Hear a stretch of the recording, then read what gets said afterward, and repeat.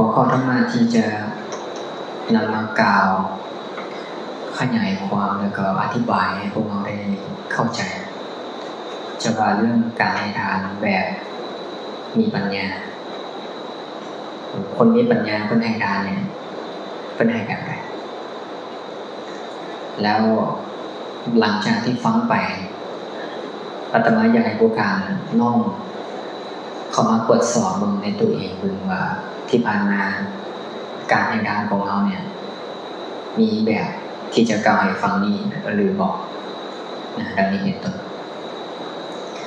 หลังจากฟังจบไปอาตมามั่นใจว่าพวกท่านจะเข้าใจความหมายของการให้ทานคือหลักความคิดที่แบบพระโสดาบันได้เลยนะเพราะเราจะได้ยินได้ฟังพระสูตรเรื่อยๆว่าพระโสดาบันเป็นผู้ถึงความด้วยจาคะนะคือการสละมลทินคือความคิดที่ออกจากใจแบบบ่มีมลทินเลยฉะนั้นการให้ทานแบบใดจึงค่อยเป็นการสละมลทินคือความคิดที่นั่นก็หมายความว่าการให้ทานนั้นต้องประกอบด้วยปัญญานะต้องมีปัญญาซึ่งจะแยกออกเป็น2ลักษณะให้นะเมื่อเราอธิบายฝ่ายหนึ่งเขาก็จะสามารถเห็นอีกฝ่ายหนึ่งตัวอย่างเช่นการให้ทานแบบมีปัญญาเมื่อเรามองโกงกันข้ามเขาก็จะเห็นอีกฝ่ายหนึ่งที่เป็นการให้แบบบ่มีปัญญานั่นเองนะลองวิเคราะห์แล้วก็ใคร่ควรพิจารณาตามนะคำว่าการให้ทานแบบมีปัญญานี่มันมีความละเอียดลึกซึ้งกว่าที่เราคิดนะมีความละเอียดลึกซึ้งหลายซึ่งจะช่วยให้เราเข้าใจถึงมูลเหตุรากเหง้าของคำว่าบุญมันบ่ได้แม่นเพียงตั้งแต่บางผลจากการได้บุญเวลาให้ทานเท่านั้นการให้ทานแบบมีปัญญามันบ่ได้หวังแค่นี้เนาะฉะนั้นเบื้องต้นอย่างให้เราเข้าใจในแง่ความหมายของคำว่าทานในที่นี้เนี่ยหมายถึงการสละสิ่งของที่มันเป็นของตนเอาให้แก่บุคคลอื่นยกให้มอบให้นะก็คือการเอาให้เป็นต้นนั่นคือนิยามความหมายของคำว่าทานก็คือการให้เนาะให้เพื่อประโยชน์แก่ผู้อื่นด้วยใจที่ประกอบด้วยเมตตาจึงจัดว่าเป็นทานที่อาวีเนาะแต่ว่าปัญญาสัมปทาหมายถึงบุคคลที่ถึงพร้อมด้วยปัญญาซึ่งเป็นฐานะบ่ดีนะหมายถึงการให้ทานที่ประกอบด้วยปัญญาเนี่ยเขายอมรู้เหตุรู้ผลรู้คุณรู้โทษและรู้จักเจตนาอย่างชัดเจนและก็ถูกต้องในมุมเกี่ยวข้องกับทานทุกกรณีนี่คือสิ่งที่สำคัญหลายซึ่งมันก็จะโกงกันข้ามกันนะโกงกันข้ามกันตัวอย่างเช่นการให้ทานแบบบ่มีโมหะหมายความว่าเป็นการให้ทานแบบมีปัญญาก็คือประกอบด้วยปัญญานั่นเองกับการให้ทานแบบขาดปัญญามีแต่ศรัทธาอยากให้ฝ่ายเดียวมีแต่อยากให้นะอยากให้ทานแต่ว่าบ่มีปัญญาในการให้ซึ่งนี้ก็เรียกว่าการให้ทานแบบมีโมหะยังมีความหลงเป็นโลกิยะเนาะเป็นฝักใฝ่ในโลกเป็นเหตุปัจจัยให้เกิดทรัพย์ได้มีความสุขมีความเจริญแต่บ่สามารถเป็นปัจจัยให้เกิดปัญญาบ่สามารถเป็นบาตรให้เข้าถึงวิมุตติได้ถ้าให้ทานแบบขาดปัญญาซึ่งนี้มีความหมายที่ละเอียดจึงอยากให้พวกเราทำความเข้าใจแล้วก็ใคร่ควรพิจารณาไปตามกันนะที่เรามาทำความเข้าใจองค์ประกอบของจิตก่อนจิตของเราเนี่ยมันจะมีลักษณะที่เป็นกุศลเนี่ยกุศลจิตเกี่ยวกับการให้ทานเนาะจะยกตัวอย่างให้มันมีอยู่4ลักษณะเป็นเรียกว่าสัมปยุตตะแปลว่าประกอบด้วยนะประกอบด้วยซึ่งใน4ตัวนี้อย่างให้เราสังเกตและพิจารณาไปตามเราลองสังเกตเบิ่งว่าตัวใดเป็นตัวที่ดีที่สุดนะเป็นตัวที่ดีที่สุดแล้วเอาควรสั่งให้มี1เป็นจิตที่ประกอบด้วยปัญญามีปิติเกิดขึ้นและโดยบ่ต้องอาศัยคนอื่นสักส่วนหรือสักจุ่มนะเป็นการให้ด้วยปัญญาตัวอย่างเช่น เฮาเห็นพระภิกษุสงฆ์นะเพิ่นมาปั๊บเนี่ยคำว่าการเห็นด้วยปัญญาหรือว่ามีปัญญาในการให้ในที่นี้เนี่ยเขายอมเห็นตามความเป็นจริงว่าสมณะหรือนักบวชที่กำลังย่างมานี่นะเป็นเพียงแค่รูปธาตุบ่ได้แม่นสัตว์ทุกคนเพราะบุคคลที่จะเป็นโสดาบันได้เขาต้องละสักกายทิฏฐิได้ก่อนซึ่งสักกายทิฏฐิแปลว่าหยังความเห็นผิดว่าขันธ์ทั้งห้าหรือสิ่งทั้งปวงเป็นอัตตาเป็นตัวตนเป็นเฮาเป็นของเขาเป็นของผู้ใดผู้หนึ่งซึ่งเขาจะบ่ได้เห็นว่าเป็นของผู้ใดผู้หนึ่งเขาจะเห็นว่ามันแค่นามรูปที่กำลังเดินมานี่คือลักษณะการให้แบบมีปัญญาเนี่ยเห็นผู้รับเป็นเพียงแค่ธาตุตามธรรมชาติแค่นั้นสองมาเขาจะพิจารณาเห็นวัตถุสิ่งของที่กำลังจะให้ในตอนนี้ว่าแม้สิ่งของนี้ก็บ่ได้แม่นของเฮาบ่ได้แม่นของเฮาแบบถาวรบ่ได้หมายความว่ามันบ่แม่นของเฮาแบบซับซ้าวบ้านมันเป็นของบ่เที่ยงมันเป็นของที่บ่จีรังมันมีแค่ชั่วคราวบ่นานเดี๋ยวมันก็ดับเดี๋ยวมันก็บูดนะเดี๋ยวมันก็ดับเดี๋ยวมันก็เปลี่ยนสภาพนี่คือลักษณะการเบิ่งวัตถุที่กำลังให้2เรียบร้อยไปแล้วต่อมาประการที่3ก็คือแม้ตัวผู้ให้นี่เองก็เป็นเพียงแค่ของชั่วคราวเป็นเพียงแค่ธาตุตามธรรมชาติเท่านั้นบุคคลใดก็ตามที่ให้เช่นนี้เพิ่นเอิ้นว่าให้เพื่อกำจัดมลทินคือความยึดถือคือโลภะคือความโลภให้เพื่อสละความเป็นตัวกูของกูคืออัตตาในวัตถุสิ่งของในทุกสิ่งอย่างและเห็นด้วยปัญญาตามเป็นจริงสินี่แหละเอิ้นว่าผู้มีปัญญาให้ทานนะผู้มีปัญญาให้ทานฉะนั้นในขณะที่ให้ไปปั๊บเนี่ย เกิดปิติมีความสุขมีความปราโมทย์เกิดขึ้นในขณะที่ให้ได้เกิดปิติเกิดความปราโมทย์เกิดความสุขเกิดขึ้นแต่ว่าการให้นี่บ่แม่นผู้อื่นสักส่วนเห็นแล้วเกิดด้วยปัญญาและอยากจะให้แค่นั้นเองอยากจะสละแค่นั้นโดยที่บ่ต้องอาศัยผู้ใดมาสักนำหรือสักจูงเอิ้นว่าบ่อาศัยเหตุปัจจัยภายนอกนี่คือกรณีประการที่1เด้อจำไว้1ประกอบด้วยปัญญาปิติเกิดและบ่อาศัยเหตุปัจจัยภายนอกนี่คือประการที่1ประการที่2เป็นจิตที่ประกอบด้วยปัญญาแบบเดียวกันกับเมื่อกี้นี่ล่ะแต่ว่ามีปิติเกิดขึ้นคือกันนะมีปิติเกิดขึ้นคือกันแต่ต้องอาศัยผู้อื่นสักส่วนตัวอย่างมาฟังธรรมวันนี้เนี่ยผู้ใดส่วนมาส่วนกันมาปะคันถ้าส่วนกันมาปั๊บจะอยู่ในกรณีที่2หมายถึงเห็นคนอื่นนะอาศัยผู้อื่นสักส่วนมาแล้วก็มาได้ยินได้ฟังพอมาได้ยินได้ฟังปั๊บมีปัญญาแล้วก็เกิดปิติขึ้นจะอยู่ในระบบตัวที่2นี้แต่ตัวที่1เนี่ยบ่ต้องอาศัยผู้อื่นมาด้วยตัวเองนะมาด้วยตัวเองมาด้วยกำลังของตัวเองนะฉะนั้นทุกๆครั้งเวลาที่เฮาเฮ็ดบทลองสังเกตเบิ่งว่าผู้อื่นส่วนเฮาบ่มีนิมิตหมายผู้อื่นเป็นเหตุบ่หรือว่าเฮามาด้วยกำลังของเฮาเองถ้ามาด้วยกำลังของตัวเองจะอยู่ตัวที่1แต่ถ้าอาศัยผู้อื่นเป็นกำลังจะอยู่ตัวที่2นะเป็นต้นต่อมาข้อที่3เป็นจิตที่ประกอบด้วยปัญญาในขณะที่ให้ประกอบด้วยปัญญาแต่ว่าปิติบ่เกิดคำว่าปิติบ่เกิดให้แล้วซื่อๆอยู่เป็นอุเบกขาได้บุญอยู่เด้อเป็นกุศลเพราะทานทุกกรณีเป็นกุศลทั้งหมดแต่ปิติบ่เกิดสุขบ่เกิดเป็นแค่อุเบกขาหมายถึงมันซื่อๆอยู่นะมันบ่ได้รับความสุขมันบ่ได้รับความปราโมทย์มันบ่ได้รับความปิติมันบ่ได้รับความปราบปลื้มอิหยังมันซื่อๆจุลูอยู่นั่นเอิ้นว่าเป็นอุเบกขาเกิดขึ้นโดยบ่ต้องอาศัยผู้อื่นสักส่วนนี่คือตัวที่3นะเอาเคยไปให้ทานบางครั้งร้องไห้แล้วรู้สึกแบบซื่อๆอยู่เหมือนกับธรรมดาแบบบ่มีอิหยังนะบ่มีความรู้สึกปราบปลื้มดีใจตื่นเต้นอีหยังแบบธรรมดาเคยปะถ้าเคยแล้วจะอยู่ในกรณีที่บ่ต้องอาศัยผู้อื่นส่วนมาด้วยตัวเองแต่ว่าให้ด้วยมีปัญญาได้นี่ได้ย้ำเอากำลังว่าเรื่องกันในด้านแบบมีปัญญา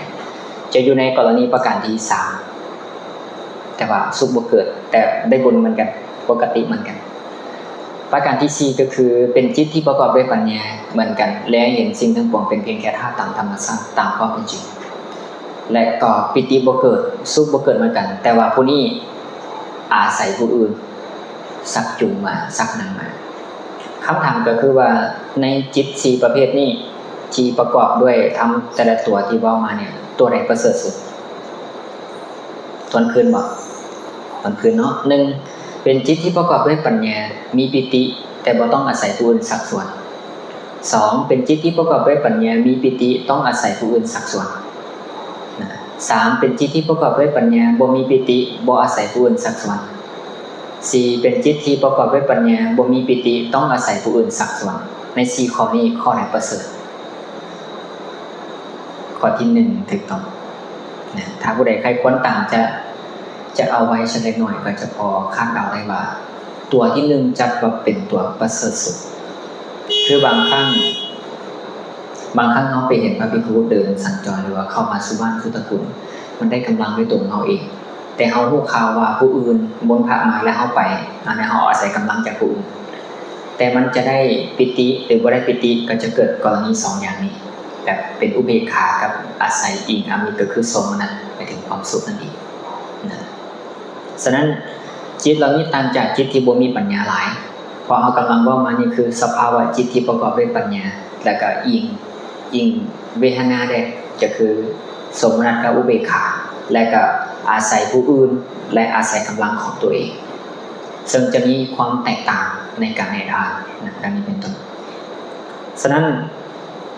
บอนขณะที่ให้ทานนั้นเนี่ยเขาจะฮู้แจ่มแจ้งเลยฮู้แจ่มแจ้งเส้นใดในขณะที่กำลังให้ได้นี่แหละในขณะที่กำลังให้นอกจากจะเห็นว่าผู้รับเป็นเพียงแค่ธาตุตามธรรมชาติวัตถุสิ่งของเป็นเพียงแค่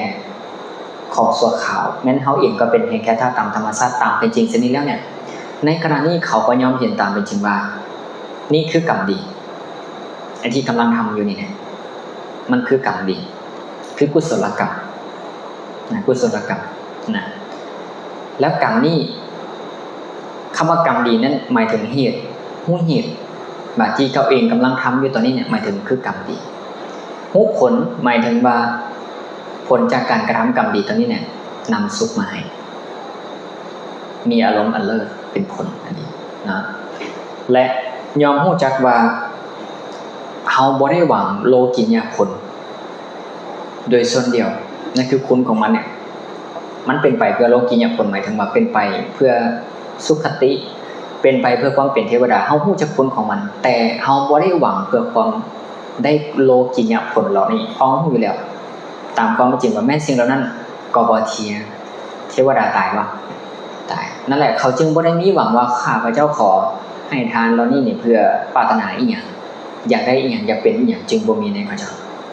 และในขณะนั้นเขาจะบ่ยึดถือแม้แต่วัตถุคือของที่เขานำมาให้ทานว่านี่เป็นของข้าพเจ้ากำลังให้และข้าพเจ้าได้ให้ไปแล้วความรู้สึกยึดเหนี่ยวยึดติดเสียนี้จักบ่ปรากฏแก่ผู้ที่มีปัญญาที่ให้ทานนะเป็นอย่างนั้นและก็บ่ยึดถือแม้กระทั่งตัวเองเวลาปิติเกิดขึ้นเขาก็จะบ่ได้สำคัญว่าข้าพเจ้าได้ปิติข้าพเจ้ามีปิติข้าพเจ้ากำลังเสวยปิติแค่เขารู้ตามจริงว่านี่คือปิติ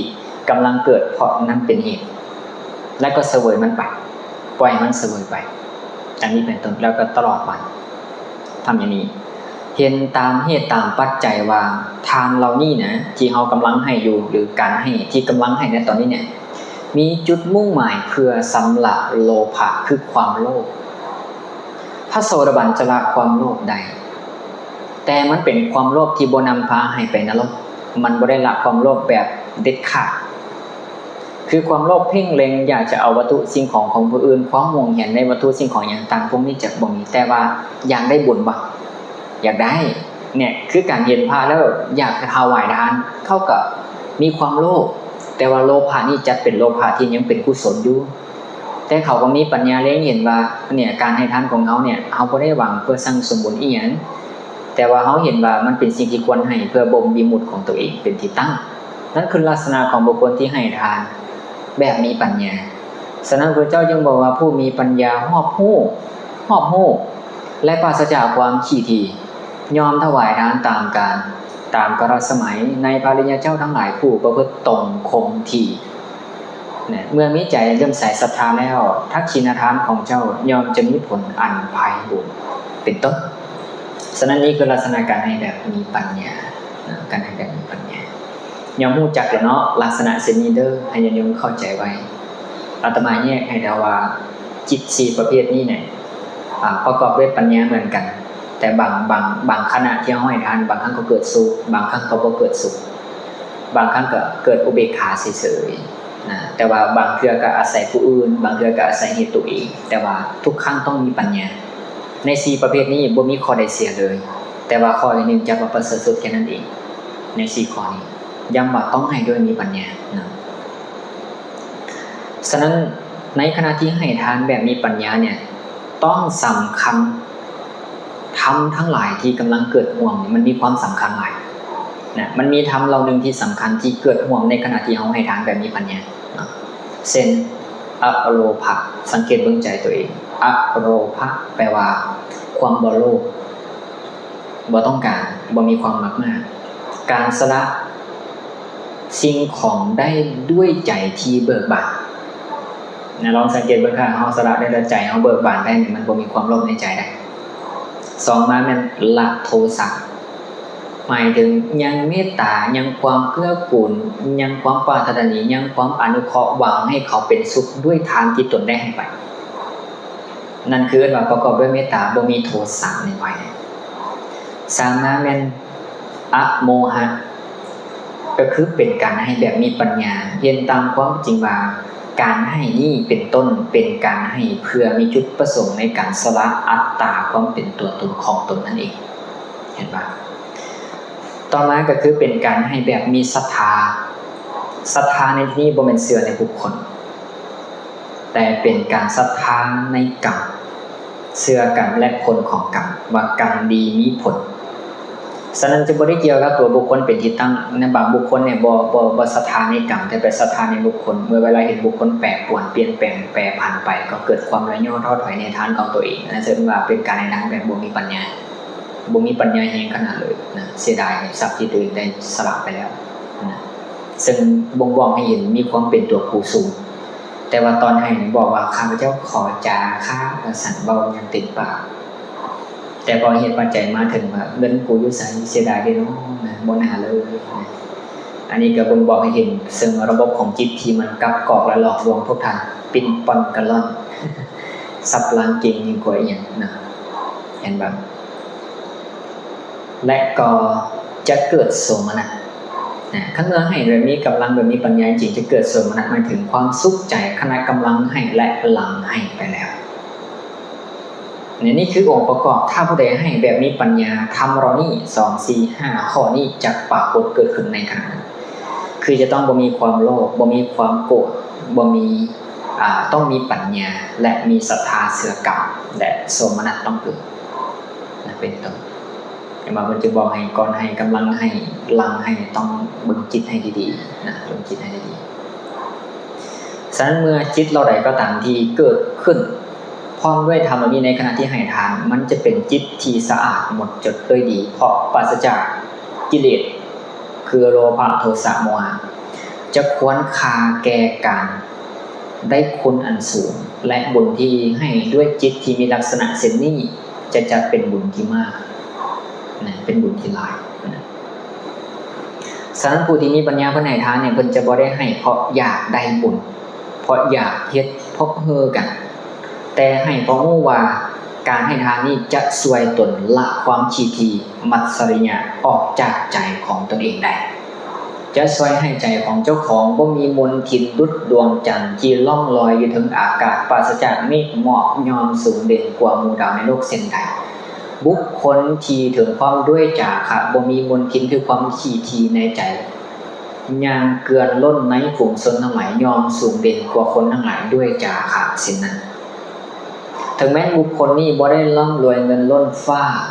แต่ใจเบิกบานบ่มีความขี้ถี่และหวงแหนในทรัพย์ที่เป็นของตนแม้แต่ห่างไกลเลยบุคคลนี้จัดว่าสูงเด่นยิ่งกว่าหมู่ดาวทั้งปวงในโลกที่ส่องแสง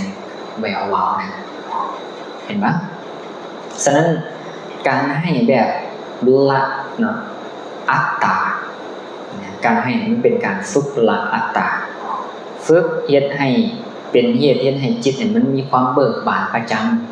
ำ มันจะเป็นบาดฐานแห่งสมาธิพระเจ้าจึงบอกว่ามีฝ่ามืออันทรงยินดีในการให้ควรแก่การพอยินดีในการสละแบ่งปันเขาจะให้ทุกวันเพราะทุกครั้งที่ให้จิตของเขาจะบ่มีราคะขออภัยบ่มีโลภะบ่มีโทสะบ่มีโมหะจิตของเขาจะตั้งมั่นเกิดความโสมนัสเกิดความสุขเซนนี่แล้วพวกท่านลองจินตนาการตามทุกทานเคยให้ทานมาแล้วเวลาเขาให้ทานไปแล้วเนี่ยปั๊บเนี่ยใจของเขามันจะมีความสุขเคยสังเกตป่ะเวลาเขาได้ช่วยเหลือผู้ใดผู้หนึ่งที่เขาอยากจะช่วยเหลือเมื่อเขาได้ช่วยเหลือไปแล้วเขารู้สึกลันลามีความสุขเห็นป่ะมีความสุขแล้วทานลองสังเกตบนท่าทานประคองจิตที่มีความสุขแบบนี้บ่มีความโกรธเลยบ่มีความโลภเลยให้ได้ตลอด1วัน1คืนจะเกิดอย่างขึ้น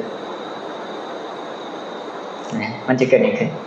สามารถประคองให้ได้1อาทิตย์จะเกิดอย่างขึ้นสามารถประคองได้ตลอด1เดือนจะเกิดอย่างขึ้นนี่แหละเอื้นว่าเอาทานเป็นบาดฐานในการภาวนาเอื้นว่าจาขานุสติระลึกถึงธรรมที่ตนได้สละไปด้วยปัญญาเพื่อจะให้การให้ทานของเราเมื่อเช้านี้เทื่อเดียวสามารถประคองจิตให้ประกอบอยู่ด้วยความสุขตั้งมั่นสินี้ให้ได้ตลอดวันนั่นจึงเป็นการฝึกจิตเป็นบาดฐานสู่การภาวนาต่อไปและเป็นการต่อยอดสู่ศีลสมาธิปัญญาทานผู้บวาเวลาทานมีจิตที่อ่อนควรแก่การงานสงบสุขเสนีแม้นฟังธรรมอยู่ก็เข้าใจแจ่มแจ้งและรู้เรื่องได้โดยง่ายโดยบ่ยากเลย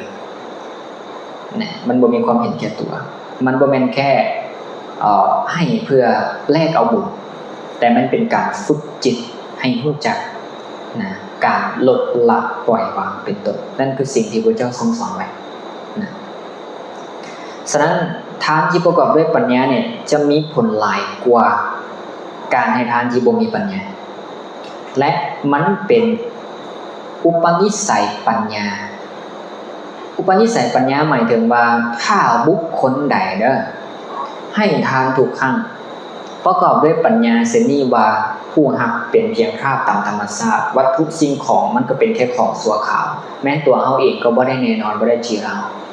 บ่มีความยึดติดเสนีเป็นอุปนิสัยแห่งปัญญาในอนาคตข้างหน้าเบื้องหน้าแต่การตายเขาจะไปเกิดสุภพภูมิที่สูงกว่าปกติถ้ายังบ่บรรลุคุณวิเศษถ้ามีโอกาสได้มาเกิดเป็นมนุษย์บวคาใดก็ตามปัญญาจะไวในการฟังธรรมในการใคร่ควรธรรมเพราะนี่คืออุปนิสัยที่เขาสร้างไว้ส่วนบุคคลใดให้ทานแบบขาดปัญญาแต่ว่าทานยังเอื้ออำนวยให้กับเจ้าเป็นผู้ที่มีโภคทรัพย์มากล้นร่ำรวยนำไปสู่สุคติแต่บ่สามารถนำไปสู่วิมุตติแม้นำฟังธรรมนำพวกเจ้าในตอนนี้มันก็บ่รู้เรื่องเพราะอุปนิสัยการตัวนี้มันบังไว้เราเคยได้ยินได้ฟังที่เพิ่นบอกว่าคนกรรมบังบ่มีกรรมเป็นมูลเหตุบ่สามารถบรรลุธรรมบ่สามารถเข้าใจธรรมได้อย่างแจ่มแจ้งได้ก็เพราะบ่ได้สร้างอุปนิสัยตัวนี้มาฉะนั้นอาตมาจึงอยากให้พวกเราสร้างอุปนิสัยแบบให้แบบมีปัญญาจริงๆมันจะเสริมสร้างถึงอย่างน้อยก็จะให้เรามีอุปนิสัยที่ดีในอนาคตข้างหน้าเมื่อได้ยินได้ฟังธรรมก็อาจจะเข้าใจได้ง่ายได้โดยบ่ยากได้โดยบ่ลำบากอีกด้วยฉะนั้นทานที่ให้ด้วยปัญญาคือการคือทานที่รู้เห็นตามเป็นจริงว่ามันเป็นเหตุในการละกิเลสเป็นเหตุให้ผลบ่มีสิ้นสุดเป็นบาดฐานในการเจริญภาวนาได้โดยง่ายก็คือเอาทานเป็นบาดฐานในการภาวนาต่อไปเป็นต้นฉะนั้นวิธีในการฝึกให้ทานแบบมีปัญญาต้องยึดจังใดน้อง 1. ฝึกพิจารณาแนมเห็นผู้หักให้ละลายว่าแม้นผู้หักก็บ่เที่ยงแม้นผู้หักก็เป็นเพียงแค่รูปธรรมและนามธรรมบ่แม่นสัตว์บุคคลตัวตนเฮาเขาบ่แม่นไผทั้งสิ้นเป็นเพียงแค่ธาตุตามธรรมชาติเกิดขึ้นแล้วก็ดับไปมีแล้วก็หายไปเป็นเพียงแค่ของชั่วคราวแค่นั้นแต่ความปิติความสุขยังเกิดปกติบ่ต้องไปเฮ็ดหยังกับมันเนาะไปเห็นรูปธรรมนามธรรมบ่เที่ยงเป็นต้น 2. ก่อนจะให้พิจารณาสิ่งของตนให้ถี่ถ้วนว่านี่มันไม่ใช่ของเรามันบ่แม่นของเฮาแบบถาวรอย่าไปยึดมั่นอย่าไปถือมั่นอย่าไปยึดถือนักน่วงหลายจนเกินไปเพราะสิ่งของนี้มันก็เป็นของแค่ชั่วคราวบ่นานก็ผุพังสลายไปอยู่ดี 3. ขณะกำลังให้จิตของเราต้องมีเมตตาและระลึกรู้ว่าต้องละโลภะในตอนนี้ สังเกตเบิ่งให้ดีว่าต้องบ่มีโลภะคือความโลภอยากได้บุญอยากได้กุศลอยากได้อย่างอยากได้ทุกๆอย่างต้องบ่มีความโลภในใจในขณะที่กำลังให้ทานอยู่ 3. หลังให้ไปแล้วก็มาพิจารณาเห็นเจ้าของกรณีที่3เด้อมาเห็นเจ้าของผู้ให้ว่าแม้นเฮาก็เป็นเพียงแค่ถ้าตามธรรมชาติเท่านั้นเลยเนาะประการต่อมาประการที่4พิจารณาทั้งหมดบัดเดียวหลังให้ไปแล้วบัดนี้ยืนงงในดงลิงเลยเนาะพิจารณาเลยว่าผู้ให้สิ่งของที่ให้ไปผู้ให้ก็รู้แล้วแต่มีความบ่เที่ยงมีความแปรปรวนมีความเปลี่ยนแปลงเป็นอย่างอื่นเป็นปกติเมื่อพิจารณาได้อย่างนี้ก็จะเห็นธรรมทั้งหลายเป็นเพียงแค่ของชั่วคราวมีแล้วก็ดับไปเกิดแล้วก็หายไปเมื่อให้ด้วยปัญญาเสนีจิตมันจะคัดเก่ากิเลสและทานจะกลายเป็นภาวนาในตัวของมันเองในขณะนั้นนี้คือการให้ทานแบบละมนทินคือความขี้ถี่ออกจากใจและสามารถเอาทางที่การให้ของตัวเองในครั้งนี้เป็นบาฐานในการภาวนาเป็นที่อยู่ของจิตต่อไปเอื้นวาจาคานุสติหรือเป็นการให้ทานเพื่อประดับจิตและเป็นบริขารของจิตบาฐานต่อไปนั่นเองฉะนั้นบางบาในอนาคตข้างหน้าทุกครั้งที่ท่านมีโอกาสได้ทำบุญและได้ให้ทานหวังว่าคงจะประกอบด้วยปัญญาและมีปิติโดยบ่ต้องอาศัยผู้อื่นเป็นแรงกระตุ้นนะพิจารณาผู้รับสิ่งของที่ให้และผู้ที่ให้ไปหลังจากนั้นก็สำรวจเบิ่งจิตให้ดีว่ามันมีกิเลสอยู่หรือบ่มันยึดถือกรรมบ่มันยึดถือผลของกรรมบ่มันยึดถือในทานบ่มันยึดถือในผู้ให้บ่และมันยึดถือเจ้าของผู้กำลังให้อยู่นี่บ่ดังนี้เป็นต้นเนาะ